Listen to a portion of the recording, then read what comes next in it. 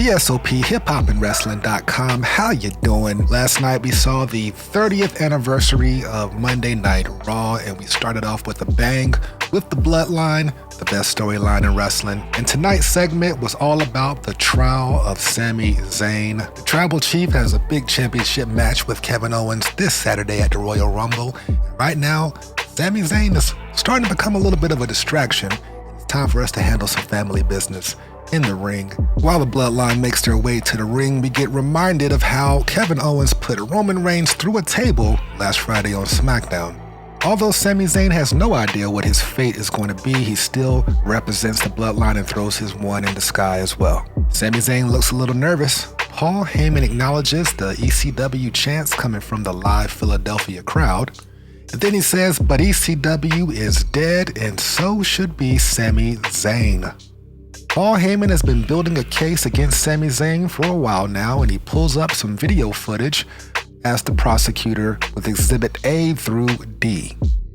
Exhibit A, Drew McIntyre beating up the Usos while Sami Zayn runs away. Exhibit B, Sami Zayn hesitates to hit Kevin Owens with a chair, causing the Usos to lose their match. We get a glimpse of Sami Zayn processing all this information. We move on to Exhibit C, which I thought this one was strange. Apparently, Sami Zayn was feeling himself a little too much as he climbed a cage to celebrate their win at War Games at this past Survivor Series. Exhibit D. Now this one I didn't notice. We have another episode where Sami Uso is feeling himself and he just so happens to bump into Roman Reigns, who kind of brushes it off. I didn't see it as a big deal, but apparently it is a big deal according to the wise man Paul Heyman. Paul Heyman says that Sami Zayn's verdict should be guilty as charged. No ECW reference right there. Bars.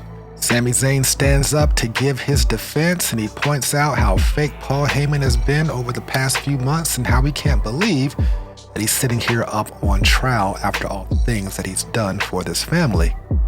So he rests his case, saying that he has no defense. The Tribal Chief did not like that answer. He felt even more disrespected by Sami by not having a defense of his actions, and he proceeds to send Solo Sikoa to take him out, Godfather style. Solo seemed to be a little hesitant, but at the end of the day, he is the enforcer. He gets the thumb ready to shove it in Sami's neck, and what happens next? To my surprise, and possibly everybody's surprise in the arena, Jey Uso comes to the rescue. Roman Reigns has a look of what the hell did I just see happen? But Jey Uso asked kindly to let him make his case as the defense. He has his own footage ready to go, Exhibit A through E. Exhibit A.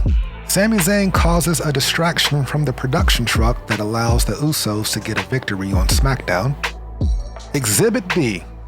Sami Zayn eats a boot to the face from Drew McIntyre as he pushes Roman Reigns out the way.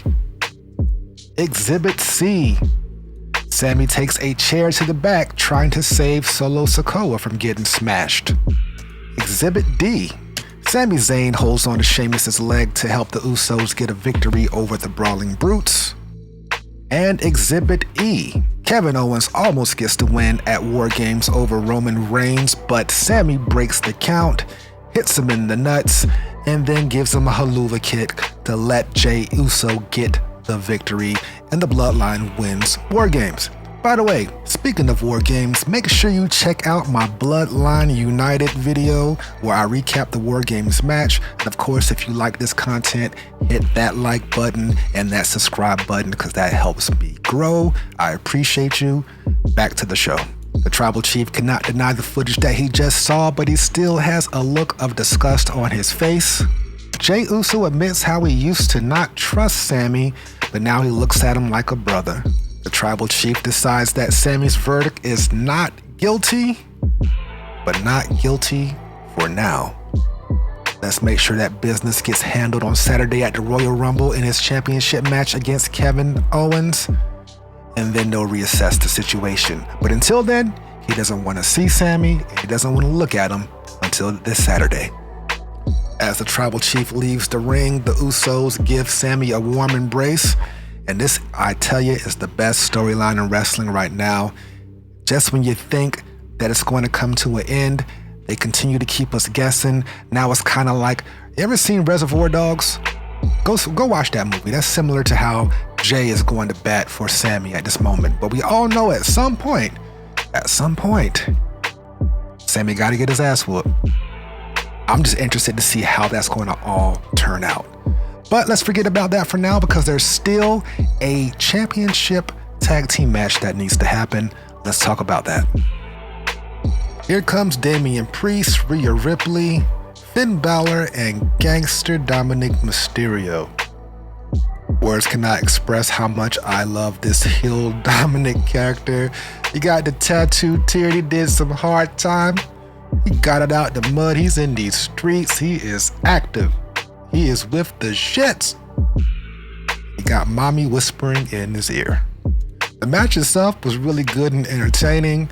Like, Dominic is coming into his own as a wrestler. He's still kind of, cowardly and small and whatnot, but you got to give it to him. If he's going to be in any stable with some highly talented, capable workers, I think he's in the best stable he can be in with Finn Balor, Damian Priest, and Rhea Ripley. And I hope that this lasts long enough for them all to turn babyface in the future. But we'll see. WrestleMania is coming up, and eventually we have to have that payoff between him and Rey Mysterio. As I mentioned, that match was really entertaining. Finn Balor got thrown out and ejected, and then things went a little bit wrong when Jimmy took a dive over the top rope on Damian Priest. It looked like Jimmy came down on his foot the wrong way, and he was unable to continue the match. As they headed to the back, Adam Pearce came out to inform them that in the event that you forfeit this match, you also have to forfeit your WWE Tag Team Championships. Sami decided to step up and be the problem solver again and act as a honorary Uso to be Jey Uso's tag team partner so they can complete the match. While this is going on, Roman Reigns is watching carefully in the back along with Solo Sikoa and the Wise Man. We get back into the ring and the action already gets lit with Sami Zayn taking a crazy dive to the outside. We get a few more near falls in the ring. Dominic almost stole a win by putting his legs on the rope. Jey Uso goes crazy, super kicking everybody until Rhea Ripley appears in the ring and he has to pause in mid-kick motion. I guess that's the right thing to say. Dominic hits the 619 followed by his frog splash for a near fall. But at the end, Sami and Jey Uso reign victorious by hitting the 1D on Dominic, getting the 1-2-3, and retaining the championships, keeping them inside the Bloodline. In the back, Roman Reigns is paying close attention and he's pleased with what he saw, but he says he still does not want to see Sami's face until Saturday at the Royal Rumble. Overall, it was a great segment followed by a great match, a great way to start the 30th anniversary of Monday Night Raw. Let me know what you thought about this segment and match in the comment section, but more importantly, where do you think this angle is going next? I'll see you at the Rumble. VSOP out.